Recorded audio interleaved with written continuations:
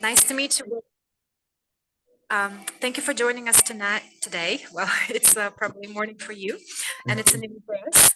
My name is Gildas. I am a representative of Global Compass, one of the agencies that's leading the project called Big Future in Central Asia. So Wilton Burgess is connecting with us from all the way to Canada, and we're delighted that he will be telling about the opportunities at Bishop's University and generally the study opportunities in Canada as well. So I give the floor to you. I'll turn off my camera so that the floor is yours and you can kick off the presentation and connect the screen, I guess, to show your slides. Okay, thank you so much. Hi, everyone. My name is Wilton Burgos. If you guys give me a quick second, I'm just going to be pulling up my slides. Hopefully everyone can see my slides okay. So hi, everyone. My name is Wilton Burgos. I am a recruitment and admissions officer at Bishop's University located in Sherbrooke, Quebec, Canada. I'm a former international student myself. I am originally from Aruba. So I did move to Canada as well as a former international student trying to pursue my higher studies. But without further ado, we're going to get right into it. So this is a beautiful map of Canada. I always like showing the map of Canada so people have an idea of what the landscape looks like. So for those of you who don't already know, we are the second largest country in the world, but only around 35 million people live in Canada, holding diverse landscapes and access to beautiful natural environments as well, from British Columbia all the way to here in Quebec. Canada is well known for things like maple syrup and ice hockey, but we're also well known for being a peaceful and safe place, a strong economy, and our stable political system as well. Canada is a pretty diverse country, which appreciates people from all different countries and backgrounds coming to Canada.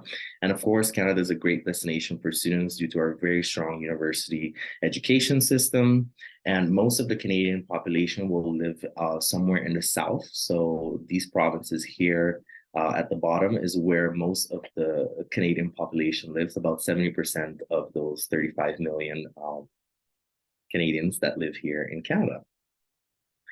So a little more on education in Canada. As a former international student myself, when I was looking for schools around the world, something that kept bringing me back to Canada was the quality of education and the quality of life here in Canada. Canada is ranked #1 in the world for quality of life. 5.17% of Canada's GDP goes straight into post-secondary education. For comparison, the world average in 2020, based on around 150 countries, was around 4.62%. And to show that most Canadians do value education, around 53% of Canadian adults have a tertiary degree, meaning that most Canadian adults do have an undergraduate degree or have attended some sort of education after leaving high school. So a little more on our world-class institution. So most of Canada's universities are public institutions. They are constantly ranked high in world rankings. A lot of Canadian universities will have links and partnerships with top institutions around the world. More than 1/3 of Canada's research is conducted at Canadian universities themselves, one of the highest rates of academic research among OECD countries and G8 countries. And of course, not only does Canada attract international students, but also top professors and employers from all over the world to establish here in Canada. So the college and university system, a little overview, a general overview of the college and university system here in Canada. Most Canadian universities / colleges will work closely with businesses and industries, not only providing programs that are relevant in today's job market, but also embedding experiential learning and opportunities for students to gain hands-on experiences, making them more prepared and well-rounded to join the workforce once they graduate. Colleges offer a variety of different credentials. A small distinction I always like to make is that college and university in Canada are two different things. I know they're a neighboring country, might use these terms interchangeably, but college here in Canada is considered a tier down from university. Colleges tend to offer a variety of different credentials, including certificates, diplomas, and university transfer programs. And universities tend to offer a 4-year bachelor degree and postgraduate studies, but also the possibility of starting a program at a college and finishing it off at a university as well. So a little more on international students here in Canada. As you can see here, this is a bit of a timeline of the number of international students that have immigrated to Canada. There were a total of 807,000 study permit holders in Canada in December of 2022, over 190 more than the year before. The new figure surpassed by some way Canada's target of 450,000 foreign students by 2022, set out in the country's 2014 International Education Strategy. The reason we see this number exponentially increasing is that Canada offers great benefits to international students, being able to work on or off campus while they study, affordability, internationally recognized degrees, and the ability to stay in Canada once you've completed your studies as well. And just a little tip for international students, all Canadian universities and colleges are good. Think about everything else that you might want to get out of your university experience, such as size, location, extracurricular activities, dorms, costs, programs, etc. The right fit looks different for each student. So a little more on the global culture here in Canada, with over 200 plus languages spoken here in Canada. So Canada does indeed hold a global culture, but the amazing aspect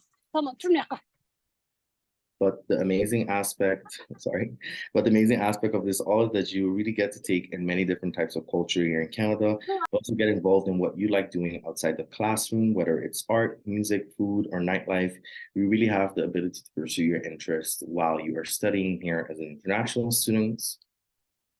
So a little more on the career opportunities for international students. Most universities offer a form of work placement or co-op option. These are paid real-world experience. Many Canadian colleges and universities offer these work placement programs as a means of enhancing the curriculum with real-world industry experience. Typically, students spend alternating semesters learning in the classroom and then applying that knowledge through on-the-job work in their field of study. I did forget to mention one small fact. So students who graduate usually from a Canadian university or college have the option to work in Canada for 3 years after their graduation. And while school is in session, students can work up to 20 hours per week. And when school is not in session, they can work as many hours as they would like. So a little more on the application process for universities here in Canada. So the deadlines may vary from institution to institution. So my recommendation always is to definitely check with institutions that you are interested in to see when the deadlines are. Same thing with admission requirements, vary by university and program. So depending the program that you might be interested in, the requirements may vary from institution to institution. And offers are usually made on interim/predicted grades basis. So usually you'll send maybe your first semester or the first, second, last year before finishing whatever program you're finishing. And then we'll make a decision based on that until you receive all your final grades. So a little more on the admissions requirements. In general, applications will be due sometime in late January all the way to early April. So please check with the various institutions on their respective deadlines, since it does vary. Most universities here in Canada will look at academic performance. It's one of the most important factors, especially your most recent results. Depending on the institution, they might ask for supplementary information. Depending again on the program that you might be going into, you might be asked to make a personal profile, video interview, or portfolio. And then lastly, depending on the institution as well, you might be asked to write or have some recommendation letters from some professors or teachers or anyone who might be able to write your recommendation letter for university. Typically not required, but there are a few exceptions.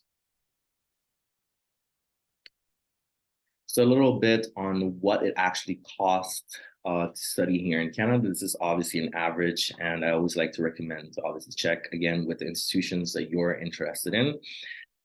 So for international tuition, you're looking around $20,000 US per academic year. For cost of living, you're looking around 13,000 USD per academic year, and for a total of 35,000 US per academic year in terms of tuition and cost of living. I did do this estimate in US dollars, so it gives you guys a bit of better understanding of what it costs, because sometimes I do mention Canadian dollars to some people and they have no idea what I'm referring to. But again, these tuitions vary by program and institution. So definitely recommend checking with the respective institution that you're interested in going into. And then lastly, some scholarships and awards. Most universities will offer merit-based scholarships. So our university, specifically Bishop's University, all our scholarships are actually merit-based. And if you apply before our March 1st deadline, you're already automatically considered for our competitive scholarships. So there's no need to do any separate applications. But as you can see, a lot of Canadian universities do tend to take that route in terms of taking merit first and over maybe other types of scholarships, but not to say that there aren't any other scholarships out there or other types of scholarships if you are not somebody who is academically inclined. And then lastly, we have needs-based scholarships, which varies from institution to institution. From my experience, needs-based scholarships aren't very much offered to a lot of international students, but this again varies from institution to institution. And that pretty much brings me to the end. Thank you for your time.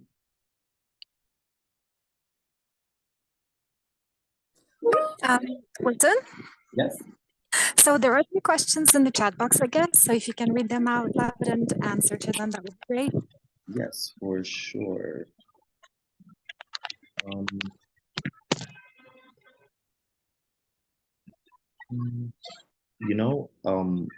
I'm not really sure I understand some of the questions. Would you be able to maybe read them and I can You can skip the ones that were in Russian, like in a different alphabet. But and I asked specifically participants to write their questions in English. So all the ones in English are for you. Okay. So if you give me a sec, I'm just gonna like scroll back to the top so I can make sure I have everything covered. So here we have a question. What is the minimum score for IELTS? So here at Bishops, we actually have a few different, I'd say, English proficiency exams that we accept. You can either submit Duolingo, we have the IELTS, we also accept the Cambridge English Advanced exam. So there's various types of exams because I know sometimes students only think that it's the IELTS that we accept here or that students tend to want to submit. But specifically for the IELTS, it's a score of 6.5. So that's technically what we look for here at Bishops in terms of having that minimum English requirement in order to be accepted. And is that for undergraduate or graduate or both? For both. Okay. I guess there was another question about the tuition fees, but you already covered. I would want to ask, I'm not sure I saw that in the slides, the types of programs that you have. And if you could also maybe tell about the co-op opportunities. Yeah, for sure. So we actually have over 100 different programs here at Bishops. Primarily, we have 4 different faculties, I'd say specifically here at Bishops that students, I suppose, tend to go into, which are the social sciences and humanities. This is everything from psychology, history, English. We also have the School of Education here in Canada. So students who are maybe interested in going to the education field. We have the natural sciences and mathematics, everything from physics, astronomy, chemistry, biology, math, and so forth. And then lastly, we have the Williams School of Business, which offers a variety of different concentrations that you can go into, marketing, business analytics, human resources, and much more. So it really does vary of, I guess, what the student is specifically interested in.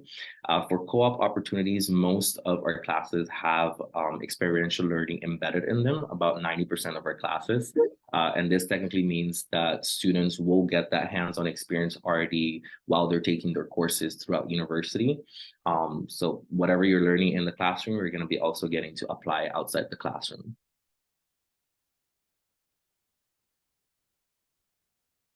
I see I have another question here.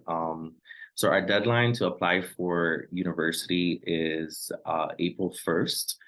But if you do want to be considered for our competitive scholarships, I would recommend applying before March 1st because that's the deadline for our competitive scholarships here at Bishops. What are the requirements you need for some scholarships?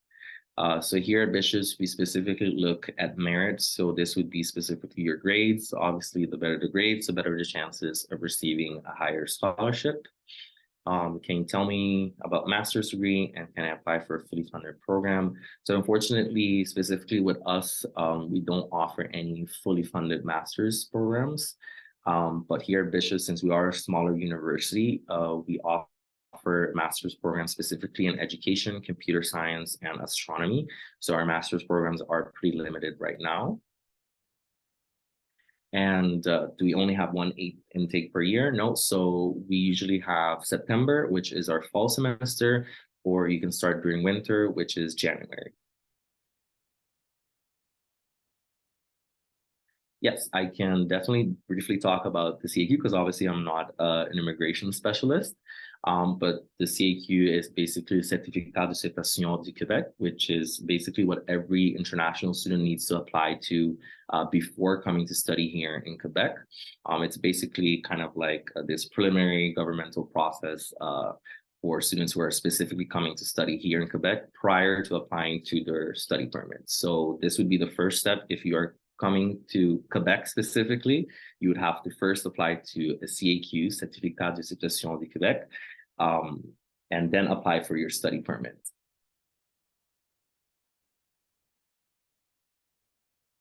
Any other questions? Yes, I can definitely talk more about Quebec.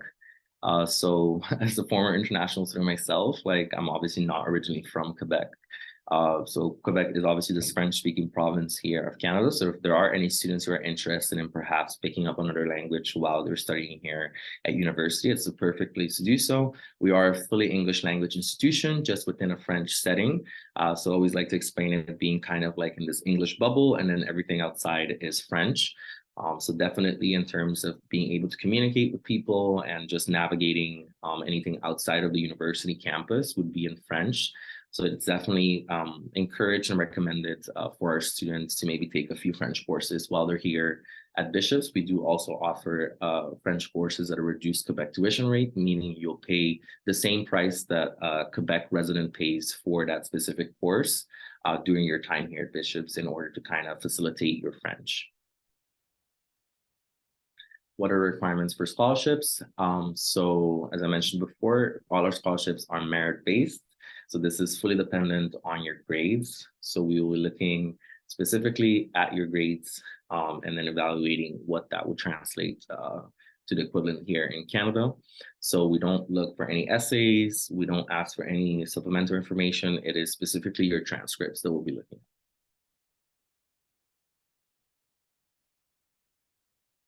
at. Any other questions? So what's the value and the number of scholarships? So our scholarships range anything from 800 up to 20,000 Canadian dollars. And our average tuition, including housing, everything is around 41 to 42,000 Canadian dollars. As you can see, it doesn't cover the entirety of your tuition, but it can cover a big chunk depending on your grades again.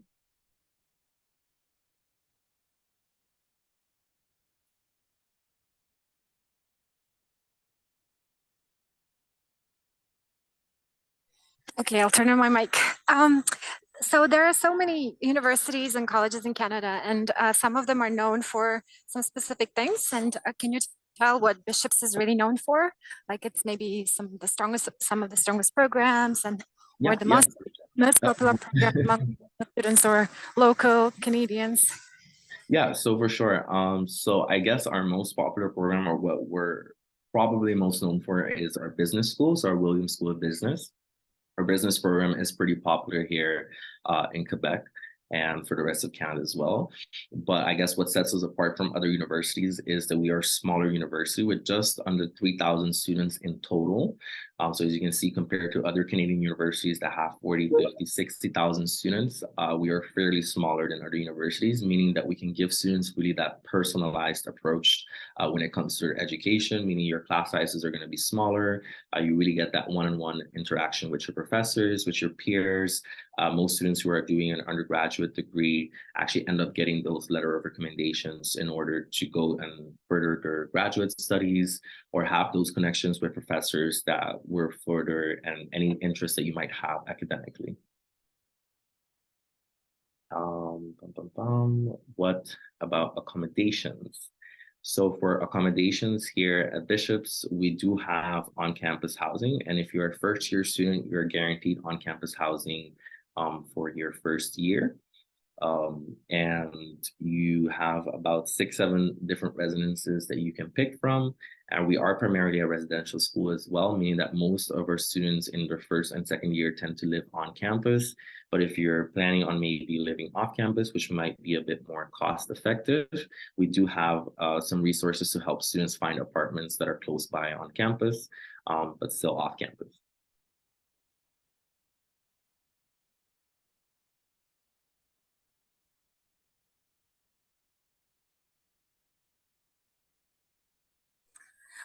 That seems to be pretty much it, I guess. And if any other participants have any questions, so you can either, write them now, or you can contact us later. So my colleague will share the contact details for. Put my email in the chat as well, in case anyone wants to email me, anything like that. Please feel free if you have any other additional questions. Great. Oh, so there's this question about, by the way, if you offer any English professional courses, in case if there's not sufficient IELTS or whatever scores of English. Yes, so unfortunately not at our university, but we do have a lot of partner universities and colleges here in Canada themselves. So students can first go into these programs at maybe a partner institution of ours, and then stream into one of our programs after. Okay, sounds good. So there's a, okay, so Alisher, yeah, you already mentioned about that. В университете нет полных грантов, чтобы вы понимали. Там сказали, что есть стипендии от $800 до $20 000 именно в канадских. Сама стоимость обучения, она, если не ошибаюсь, 20 000 американских. Вот, поэтому полных грантов нет. So I just explained that you don't offer full scholarships, and then the value of the scholarships is 20,000 Canadian, right? Yes. Okay, so yeah, I guess, oh, if you can tell about maybe students' rights, if they can work part-time, and how much do they usually get paid per hour, and where normally they find their part-time jobs, and do they pay during co-op internships, and what are the employment opportunities afterwards? That'll also be great. Yeah, for sure. So our co-op opportunities, all our co-op internships are paid. I find it's a bit crazy for being in 2023, where students are still doing internships that are unpaid. So we make sure that all our students are covered on that end. So no worries about that. And in terms of finding jobs on or off campus, as an international student, you can work a maximum of 20 hours per week while school is in session, and you can work on or off campus. I guess the only challenge that most students might find here, if you don't speak French, to find a job in terms of off campus might be a little bit more challenging, but it's not impossible either, because I've seen it done by a lot of our students. But we do also have a lot of on-campus jobs, varying from anything that might be specifically related to your degree, to working in the library, the cafeteria, depending what type of job you might be looking for as well. And in terms of the salary range, I guess international students, or the minimum wage here in Canada right now, is around $14.50, if I'm not mistaken. So that's the starting minimum that students will make if they're working part-time or as a student. Obviously, as a university graduate, you'll probably be making way more than that. I hope that answers your question.